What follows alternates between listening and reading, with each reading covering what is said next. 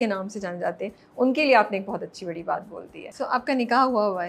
Yes. उनका क्या reaction होता है? बिकॉज आई थिंक एक एक्टर के लिए या एक्चुअली किसी भी प्रोफेशन में, लेकिन थोड़ा एक्टिंग ज़्यादा मुझे प्रेशर वाला लगता है, जैसे आपने कहा सोशल प्रेशर है, अब तो सोशल मीडिया पे ऑडियंस का रिएक्शन भी बहुत प्रेशर होता है, फिर अपनी एक्सपेक्टेशन वो कैसे सपोर्ट करती हैं? तो मुझे लगता है लाइफ पार्टनर का सपोर्ट होना बड़ा ज़रूरी है। How does she take your passion? वो बहुत सपोर्टिव है। मतलब मेरे जो स्क्रिप्ट्स हैं वो पहले उसे याद होते हैं। ओह नाइस, माशाल्लाह। मैं उसके साथ जो है वो रीडिंग करता हूँ। That's so nice. बल्कि मुझसे पहले उसको याद होते हैं। और वो बताती है मुझे कि जो है आप को यहाँ पे ये एक्सप्रेशन रखना चाहिए, यहाँ पे आप so she's your critique also. Heavy, बहुत हैवी। Okay. और सपोर्टिव है बहुत। ब्लेस्ड हूँ इस हवाले से। तो जो आपके अगर फेजेस आते हैं ऊपर नीचे तो she is there to bring you आपके। हाँ। हो जाएगा, परेशान नहीं हो, वो नहीं उनको होता कि नहीं हर वक्त ऊपर पॉजिटिव रहना ज़रूरी नहीं है। नहीं, वो मतलब समझती है और मैं शुक्रगुजार हूँ उसका। सब वो मतलब सब समझती है। That's good. क्या 2-3 चीज़ें आपको लगता है रिलेशनशिप में बहुत इंपॉर्टेंट होती हैं या आप देखना चाहते थे? सच बोलना बहुत ज़रूरी है। सच बोलें आप, लॉयल तो रहना ज़ाहिर है, ये नागुज़ीर है, ये कोई कॉम्प्लीमेंट्री चीज़ नहीं है। सच्चाई बहुत इम्पोर्टेंट है। सिर्फ यही हो तो सब कुछ हो जाता है। Okay. शायद हम सच नहीं बोलते, हम मसलहत परस्त हो जाते हैं चीज़ों को लेके। वो मसलहत परस्ती का नाम दे देते हैं झूठ को। वो नहीं होना चाहिए, सच बोलना चाहिए। अब सच बोलते हैं तो सब कुछ बेहतर होता है। आपको एक झूठ को जो है वो छुपाने के लिए 10 या 100 झूठ बोलने पड़ते हैं, ऐसे ही है। तो फिर आप एक ही बात करें और सच करें ताकि आप इजी रहें। वो हर संडे देख रही होती हैं आपकी फरार की एपिसोड, फिर आपको मैसेज करके बताती हैं ये वाला अच्छा था, वो था या क्या? एग्जैक्टली मतलब और यू आर आल्सो वेटिंग कि अभी उनका मैसेज आएगा, क्या रिस्पांस आएगा? नहीं, मैं मेरे वेट करने से पहले अल्हम्दुलिल्लाह आ जाता है मैसेज। तो खाली फरार नहीं, मेरे सारे सीरियल, मेरे जितने अभी फरार चल रहा है तो इसलिए मैं पूछ रही थी। यस, बिल्कुल। और वो इतनी जो है वो हलफ की जो है वो पक्की है कि उससे अगर पूछा जाए कि बताओ अब इसमें क्या होगा, तुमने तो स्क्रिप्ट पढ़ा हुआ है, तो वो नहीं बताती। वो दूसरे लोगों को ना। हाँ, दूसरे लोगों को। ओके।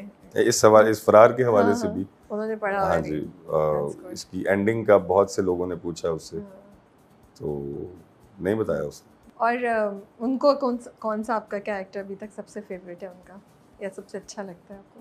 फरार भी उसे बड़ा पसंद है, बहुत पसंद आया उसे। मतलब उसको भी एक जो है वो गिला रहा है कि आप नेगेटिव किरदार क्यों करते हैं। मैंने कहा इस चीज़ के साथ तुम्हें एडजस्ट करना पड़ेगा, ये देखना पड़ेगा तुम्हें बहुत ज़्यादा। तो नेगेटिव किरदारों से उसको होती है तकलीफ कभी कभी। जीवन नगर का किरदार उसे बहुत पसंद आया था। ज़द पत्तों में उसको उसका फीडबैक ये था कि आपने इसमें अदाकारी नहीं की। मैंने कहा बहुत शुक्रिया, थैंक यू सो मच। बहुत ज़्यादा सच हो गया उनकी तरफ। I don't think so, I'm just joking, but I think आपका मंजोगी में बहुत अच्छा कैरेक्टर था। Yes. मंजोगी का कैरेक्टर आई थिंक बहुत उसमें आपके पास जगह थी, स्पेस थी, काम अपना टैलेंट दिखाने की। वो कैरेक्टर भी ऐसा था जिसमें हम कहते अब क्या करेगा, गुस्सा भी आ रहा था कभी, जब वो अच्छा करता था तब हमें वो भी होता था। So I thought that was a very interesting role.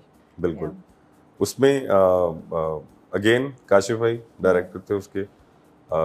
काफ़ी लंबी चौड़ी डिस्कशन रही उनके साथ बिफोर शूट, और गौहर साहब के साथ काम करने का बहुत मज़ा आया। वो भी एक फेवरेट किरदारों में से एक किरदार है मेरा, चौधरी ज़ुबैर। कौन सा कैरेक्टर ऐसा है जिसे आप एक्सपेक्ट कर रहे थे कि होगा कुछ रिस्पॉन्स, लेकिन आया नहीं वैसा? यही चौधरी ज़ुबैर ना। चौधरी ज़ुबैर। मैं जब कह रहे थे ना, मैं भी जब आपसे बात करी थी उस वक्त मुझे लग रहा था कि हाँ, जैसे जो ज़मान पे ज़्यादा बेहतर रिस्पॉन्स आ रहा है, हालांकि उस पर भी आना चाहिए था। उसमें बहुत बहुत ज़्यादा आपके पास मार्जिन था। And that was a very strong character also. बहुत स्ट्रॉन्ग था। और मेरी इस हवाले से बात हुई थी गौहर साहब से कुछ दिन पहले शूट पे, तो उन्होंने एक बड़ी मज़ेदार बात कही कि ये एक ऐसा प्रोजेक्ट था जो शायद 1-2 साल बाद देखा जाए। शायद अभी लोग रेडी नहीं थे इसके लिए, तो हर प्रोजेक्ट जो है वो ज़रूरी नहीं है शायद कि वो सही बात है। फ़ौरन देखा जाए। तो मैं उससे बहुत ज़्यादा एक्सपेक्ट कर रहा था। मैं ज़मान से ये बिल्कुल इतना ज़बरदस्त रिस्पांस मैं एक्सपेक्ट नहीं कर रहा था। चौधरी ज़ुबैर से बहुत कर रहा था, मंजोगी से बहुत कर रहा था, लेकिन वो उतना रिस्पांस नहीं आया उसका जो एक्सपेक्टेशन थी। फरार कैसा आया आपके पास? मज़े की स्टोरी है इसकी। ये मैं एक सीरियल था, सोप था, तेरे जाने के बाद, वो मैं कर रहा था, तो मुझे मैं उनका नाम ज़रूर मेंशन करूँगा। प्रोडक्शन हेड थी रबिया एजाज। उन्होंने कॉल की मुझे एंड कहा कि आप इन डेट्स में लाहौर आ सकते हैं। मैंने कहा नहीं आ सकता। ये बात कर रहा हूँ अगस्त 2024 की। प्रोजेक्ट चला गया मेरे हाथ से क्योंकि वो डेट्स ऑलरेडी जो है वो दी हुई थी। सितंबर के लास्ट में दोबारा कॉल आती है। अच्छा, तब मैं लाहौर था। पहले जब कॉल आई मैं कराची में था, देन मैं लाहौर था एक दूसरे प्रोजेक्ट के लिए। कॉल आई कि आप अब लाहौर में हैं या लाहौर आ सकते हैं। मैंने कहा लाहौर में हूँ, लेकिन ये वाली डेट्स नहीं है। फिर चला गया। Oh my goodness. अक्टूबर में दोबारा कॉल आई। अगस्त, सितंबर, अक्टूबर। यस। अच्छा, ये जो अपना अगस्त में कॉल आई वो एक और किरदार के लिए कॉल आई। सितंबर में कॉल आई वो एक और किरदार के लिए कॉल। अच्छा, इस वाली कैरेक्टर बट फरार से ही रिलेटेड? फरार से। अच्छा, फरार में डिफरेंट कैरेक्टर्स आप कॉल कर रहे थे। एग्जैक्टली। ओके। अब जो अक्टूबर में कॉल आई तब मैं इजी था और मैं लाहौर में था। मैंने कहा जी अवेलेबल हूँ, आप स्क्रिप्ट शेयर कर दीजिए। स्क्रिप्ट आया, 2 से 3 सीन देखे। अच्छा, लाहौर में काम करते हुए मैं इजी होता हूँ, घर पे होता हूँ, तो स्क्रिप्ट ज़्यादा पढ़ने की जसारत नहीं करता। तो मैंने कहा ठीक है, लाहौर में हूँ, घर पे हूँ, बस सही है। हाँ। स्क्रिप्ट भी सही से नहीं पढ़ा। खैर मैंने शुरू किया और ड्रामा का शूट करते हुए मुझे एहसास हुआ कि ये मैं अच्छी चीज़ कर रहा हूँ। मुसद्दिक साहब के साथ बड़ा मज़ा आया काम करने का, बल्कि सेट पे बहुत सी मज़े की चीज़ें हुई। मैं NCA की बहुत सी थीसिस फिल्म्स कर चुका हूँ। तो एक सीन चल रहा था अहमद भाई के साथ, अहमद अली अकबर के साथ। मुझे एहसास नहीं हुआ कि माइक ऑन है। मैं अहमद साहब से बात कर रहा हूँ। मैंने कहा ये अच्छा, अभी मेरी मुसद्दिक साहब से पहला दिन था शायद, मुलाकात नहीं हुई। नहीं, मतलब मुलाकात तो हो गई थी लेकिन इतनी ज़्यादा दोस्ती नहीं हुई थी। अभी पहला दिन था। तो मैंने कहा ये मुसद्दिक साहब NCA से लगते हैं मुझे। आहिस्तगी में मैंने बात की। अच्छा, वो हल्का सा मुस्कुराना शुरू कर दिया उन्होंने, लेकिन मुझे एहसास नहीं हुआ। अहमद ने? यस। अच्छा, आपकी बात सुन के? मेरी बात सुन के। हाँ। मैंने कहा ये NCA से लगते हैं। कहते क्यों लगा तुम्हें ऐसा? मैंने कहा ये मुतमईन नहीं होते। ये मतलब इनको जो है वो कन्विंस करने के लिए जो है बहुत अच्छी जो है वो परफॉर्मेंस आपको हर वक्त देनी पड़ती है।